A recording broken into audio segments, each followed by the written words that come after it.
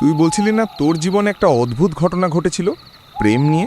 হ্যাঁ, কিন্তু আমি কাউকে বলতে চাইতাম না, কারণ এটা শুধু একটা ঘটনা না, এটা একটা অভিশাপ। অভিশাপ মানে? আমি আর কৌশিক, আমরা একে অপরকে খুব ভালোবাসতাম। সব কিছু ঠিকই চলছিল, যতদিন না আমি ওর পরিবার সম্পর্কে জানতে পারি। কি ছিল ওদের পরিবারে? ওদের বংশে একটা ভয়ঙ্কর সাপ আছে। যে ছেলে প্রেম করে বা বিয়ে করতে চায়, তার ভালোবাসার মানুষটা বাঁচে না। কি বলছিস? এটা কি কেউ বানানো গল্প?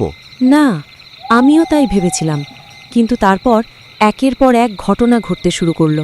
কিরকম? আমি অদ্ভুত স্বপ্ন দেখতে শুরু করলাম।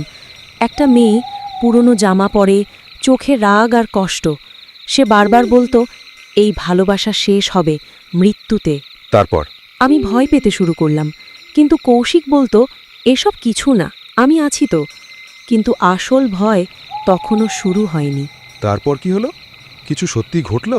হ্যাঁ, একদিন আমরা বাইরে বেরিয়েছিলাম। হঠাৎ করে একটা দুর্ঘটনা হলো। খুব অল্পের জন্যে আমি বেঁচে গেলাম। মানে এটা কি ওই অভিশাপের জন্য? ঠিক সেটাই। তারপর আমরা সত্যিটা জানার জন্যে খোঁজ করতে শুরু করি। কি জানতে পারলি?